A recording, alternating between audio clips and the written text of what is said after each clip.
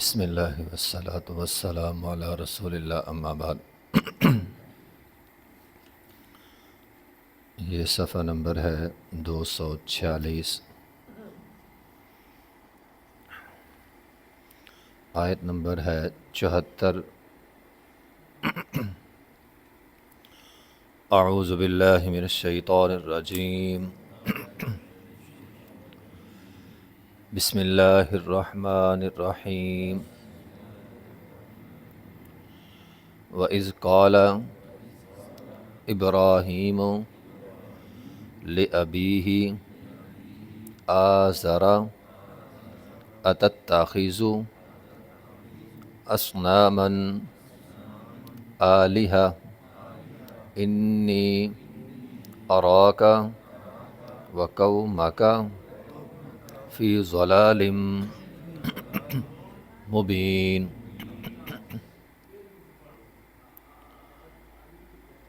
وَإِذْ قَالَ ابراہیم، اور جب کہا ابراہیم علیہ السلام نے، لِأَبِيهِ اپنے باپ کے لیے، آزرا جس کا نام آزر تھا، أَتَتَّخِذُ أَصْنَامًا کیا آپ بناتے ہیں بتوں کو، آلہہ خدا، انی اراکا بے شک میں دیکھتا ہوں آپ کو، وقومک اور آپ کی قوم کو، فی ضلال مبین واضح گمراہی میں۔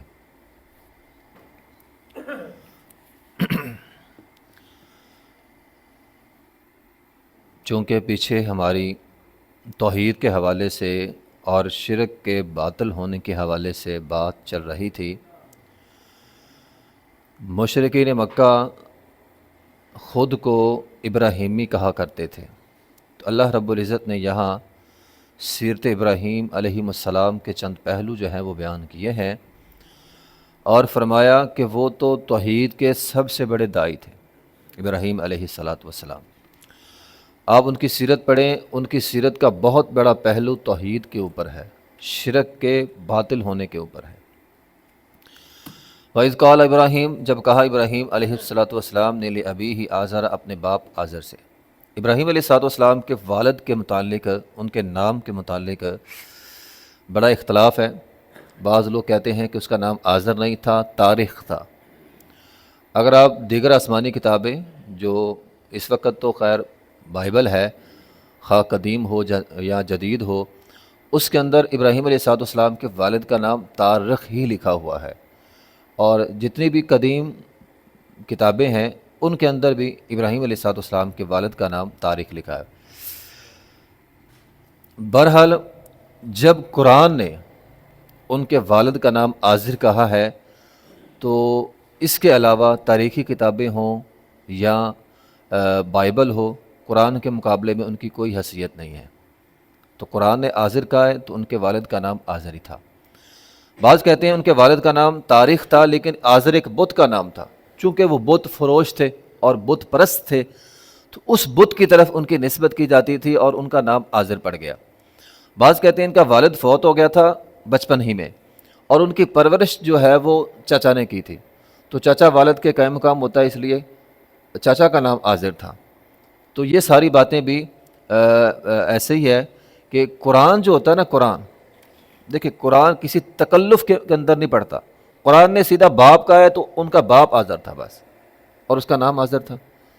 ایسے ہی تاریخ دان مفسرین لوگ جو ہیں وہ ادھر ادھر کی باتیں، بھئی جب قرآن نے کہہ دیا لِأَبِيهِ آزَرَ تو قرآن کی بات معتبر ہے، ان کے والد کا نام جو ہے وہ آزر تھا، جو کہ ایک بت فروش تھا اور بت بنانے والا تھا۔ سیرت ابراہیم علیہ السلام تاریخی پس منظر یا تاریخی کتابوں کے حوالے سے اگر بات کی جائے تو پتہ چلتا ہے کہ یہ جنوبی عراق کے اندر جو ہے وہ ایک بہت بڑا شہر تھا، وہاں پہ پیدا ہوئے، اور جو اس وقت موجودہ اسرائیل کا تل ابیب ہے، جو بیسیکلی تو ان کا دارالحکومت ہے، وہ مانتا نہیں ہے، یہ الگ بات ہے، لیکن اس وقت اسرائیل کا دارالحکومت تل ابیب ہے۔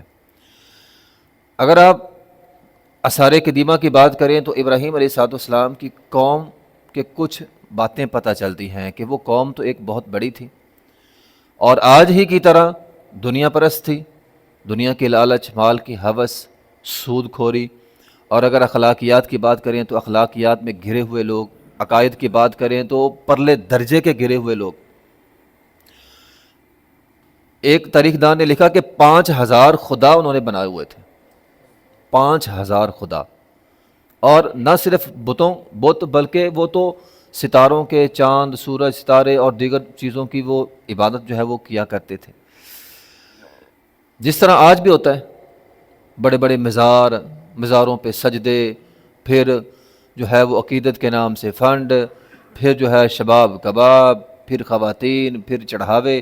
آپ دیکھ لیں یہ ابراہیم علیہ السلام کی قوم ہے، اور آج بالکل وہی کچھ ہو رہا ہے. کوئی فرق نہیں، انسانوں کے ہوس میں، لالچ میں کوئی فرق نہیں آیا، اسی طرح کی اسی طرح، مشرک کے مشرک. بہرحال یہ ایک بات ہے کہ اللہ تعالیٰ جب بھی کوئی قوم کسی برائی کو حد میں، کوئی بھی برائی حد سے جب بڑھ جاتی ہے نا، تو اللہ تعالیٰ کسی نیک انسان کو بھیجتے ہیں جو ان کی اصلاح کرتا ہے. تو برائی حد سے بڑھ چکی تھی، شرک حد سے بڑھ چکا تھا، اللہ تعالیٰ نے ابراہیم علیہ السلام کو بھیجا. نبی علیہ السلام نے فرمایا میں نے معراج کی رات ابراہیم علیہ السلام کو دیکھا. میں نے دیکھا 7ویں آسمان پہ ایک بزرگ تھے جو بیت معمور کے ساتھ ٹیک لگا کے بیٹھے ہوئے تھے. دنیا میں بیت اللہ ہے، اس کے بالکل اوپر 7ویں آسمان پہ بیت المعمور ہے جس کی فرشتے طواف کرتے ہیں، اور جس کی ایک دفعہ زندگی میں باری آ جائے، زندگی تو فرشتوں کی آئی ہے، جس کی ایک دفعہ باری آ گئی قیامت تک دوبارہ باری نہیں آئے گی، اتنے فرشتے ہیں. تو بیت معمور کے ساتھ ایک بزرگ ٹیک لگا کے جو ہے وہ بیٹھے ہوئے تھے. جبرائیل نے کہا نبی علیہ السلام کو مخاطب کر کے، یہ آپ کے والد ابراہیم علیہ السلام ہے. تو ہذا ابو کا ابراہیم، کہ آپ کے والد ابراہیم ہے، فسلم علیہ، اس کو آپ سلام کہے. نبی علیہ السلام نے فرمایا میں نے سلام کہا، اور مجھے انہوں نے آگے جواب بھی دیا، وعلیکم السلام، مرحبا کہا، اور ابن صالح کہا، نیک بیٹا کہا، اور فرمایا تیرا باپ بھی تو نیک اولاد ہے اور صالح اولاد ہے تم. بہرحال یہ نبی علیہ السلام نے ان سے ملاقات کی. پھر جب آپ واپس آئے تو نبی علیہ السلام نے کہا تھا، صحابہ کرام نے نبی علیہ السلام سے انبیاء کرام کی جو مطلب ان کی صورت ہے ان کے متعلق بہت سارے سوال کیے. نبی علیہ السلام نے فرمایا مثال کے طور پر موسیٰ علیہ السلام کے بال ایسے تھے، ان کی شکل ایسی تھی، ان کی قد ایسا تھا. لیکن جب باری ابراہیم علیہ السلام کی آئی تو نبی علیہ السلام نے فرمایا ابراہیم علیہ السلام کو جس نے دیکھنا ہے وہ مجھے دیکھ لے. یعنی مجھے اللہ تعالیٰ نے اپنے باپ ابراہیم علیہ السلام کی صورت پہ پیدا فرمایا ہے. تو جس طرح میری صورت ہے اسی طرح میرے باپ ابراہیم علیہ السلام کی صورت ہے. بہرحال ابراہیم علیہ السلام نے اپنے باپ آزر کو کہا. یہ ہمارے لیے ایک بہت بڑی نصیحت ہے کہ اگر والد بھی مشرک ہو نصیحت اسے بھی کرنی چاہیے. ٹھیک ہو گیا. ہمارے ہاں ایک اور بات بڑی مشہور ہے، لوگ یہ کہتے ہیں، معاشرہ یہ کہتا ہے جیسا باپ ویسا بیٹا. غلط بات ہے. اب باپ تو تھا مشرک لیکن بیٹا وہ تو موحد تھا، اور جیسا ایک بھائی ہے ویسے سارے ہوں گے. غلط ہے یہ جملہ. یوسف علیہ السلام پیغمبر تھے اور ان کے بھائی اٹھا کے کنویں میں پھینکنے والے تھے. لوگ کہتے ہیں جیسا بیٹا ہے ویسا باپ ہوگا، یہ بھی غلط ہے. نوح علیہ السلام کا بیٹا مشرک تھا، باپ نبی تھے.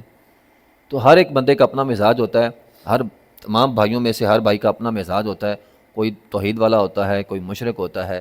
تو اس لیے ایک ہی کیٹیگری میں سارا کو نہیں ڈالنا، یہ پوری برادری ایسی ہے. غلط بات ہے. بھی ہر بندے کا اپنا اپنا مزاج ہوتا ہے، کوئی اچھا ہوتا ہے کوئی برا ہوتا ہے. اگر ایک نے برا کیا تو اس کا مطلب یہ نہیں ہے سارے برے ہیں، تو ایک کا تو برا ہو سکتا ہے. تو بہرحال ہمارے لیے نصیحت یہ ہے کہ اگر کوئی برا ہے تو اسے نصیحت کرے، اگر والد ہے اسے بھی کرے، لیکن طریقہ اچھا ہونا چاہیے. اب سورہ مریم کے اندر پڑھیں، وہ بار بار کہہ رہے ہیں یا اباتی یا اباتی، اے ابا جان اے ابا جان اے ابا جان. مشرک باپ ہے لیکن احترام انہوں نے لازم رکھا، احترام کو ہاتھ سے نہیں چھوڑا. اب مشرک ہے تو احترام نہیں کرنا ہے. نبی علیہ السلام کی زوجہ تھی، انہوں نے کہا نبی علیہ السلام سے کہ اے اللہ کے رسول میری والدہ آئی ہے، آپ کی بیوی کہہ رہی ہے میری والدہ آ رہی ہے لیکن وہ مشرک ہے، کیا میں اس کا احترام کروں؟ فرمایا ہاں کرو، تیری وہ والدہ ہے اگرچہ وہ مشرک ہے لیکن اس کا احترام کرو. اگر آپ نصیحت کرنا ہماری ذمہ داری ہے، یہی اصل دین ہے. خیر خواہی ہے نا، الدین النصیحہ. خیر خواہی سب سے بڑی یہ ہے کہ آپ کسی کو برائی سے روکیں، کسی کو نیکی کا حکم دیں. یہ خیر خواہی ہے، نیکی کریں لیکن اس کا طریقہ اچھا ہو. بعض اوقات کرتے ہم نیکی ہیں لیکن طریقہ ہمارا جو ہے وہ اچھا نہیں ہوتا، جس کی وجہ سے اگلا بات نہیں مانتا. تو بہرحال اگلا بات مانیں یا نہ مانیں، ہماری ذمہ داری یہ ہے کہ ہم اپنوں سے تبلیغ کا آغاز کریں، اپنے گھر سے کریں، اپنی اولاد سے کریں، ٹھیک ہے۔ نبی علیہ الصلوۃ والسلام نے اپنے گھر سے کیا۔ کسی کا بیٹا آفیسر لگ جائے نا تو وہ یہ کہتا ہے اچھا اب بیٹا بڑا ہو گیا ہے، بڑا آفیسر بن گیا ہے، اب اگر میں نے اس کو سمجھایا نا تو یہ برا مان جائے گا، وہ سمجھاتے ہی نہیں۔ نہیں، غلط بات ہے، آپ کی ذمہ داری ہے سمجھائیں، بیٹا ہے، بھائی ہے، رشتہ دار ہے۔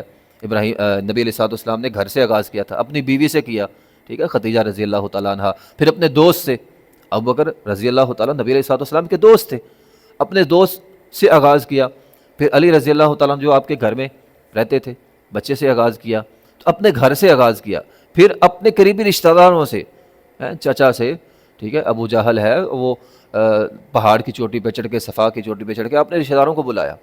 تو تبلیغ کا آغاز اپنے گھر سے کریں، قریبی لوگوں کو سمجھائیں، قوا انفسکم واہلیکم نارا، یہ ہماری ذمہ داری ہے۔ سب سے پہلے اپنے گھر والوں کو جہنم کی آگ سے بچانا، یہ ہماری ذمہ داری ہے۔ اولاد کو، بھائیوں کو، بیوی کو، والدین اگر غلط ہیں تو کسی اچھے طریقے کے ساتھ، احسن طریقے کے ساتھ، احترام کو لازم رکھتے ہوئے انہیں سمجھائیں، تاکہ اگر بات ماننی ہے تو مانیں، نہیں مانی تو آپ کا رشتہ ختم نہ ہو۔ اسلام یہ نہیں کہتا کہ ان کے ساتھ رشتہ ختم کر دو، رشتہ رکھیں، احترام والا رشتہ رکھیں، لیکن سمجھانا، نصیحت کرنا، انہیں سیدھے راستے پر لانا، یہ ہماری ذمہ داری ہے۔ اور یہی کام جو ہے وہ ابراہیم علیہ الصلوۃ والسلام نے کیا۔ انہوں نے احترام کے ساتھ سورہ مریم کو اگر سامنے رکھیں تو یا ابتی کہہ کے اپنے باپ کو مخاطب کیا اور کہا اتتخذ اصناما آلہہ، اے ابا جان کہ آپ بتوں کو، ایک بت، پتھر، آپ پتھر کی عبادت کرتے ہیں، پتھر کو رب بناتے ہیں۔ انی اراک وقومک فی ضلال مبین، میرے خیال میں سے آپ تو آپ کی قوم سارے گمراہ ہیں۔ وہ کہتے ہیں نا ساری قوم یہ کام کر رہی، تو کہا میرے نظریے کے مطابق آپ سارے گمراہ ہیں۔ تو پھر آگے سورہ مریم کے اندر بات تفصیل کے ساتھ ہے، اس کے نتیجے میں کیا ہوا تھا؟ باپ نے گھر سے نکال دیا تھا، باپ نے گھر سے نکال دیا تھا، مانے نہیں۔ تو مشرک کے اندر عقل نہیں ہوتی بھی، آپ سے سمجھائیں گے وہ آپ کے ساتھ برا رویہ کرے گا، لیکن پریشان نہیں ہونا، حکم ہے سمجھانے کا، اگرچہ وہ برا رویہ کریں گے۔ باپ نے گھر سے نکال دیا، کوئی بات نہیں، خیر ہے، سمجھایا ضرور ہے۔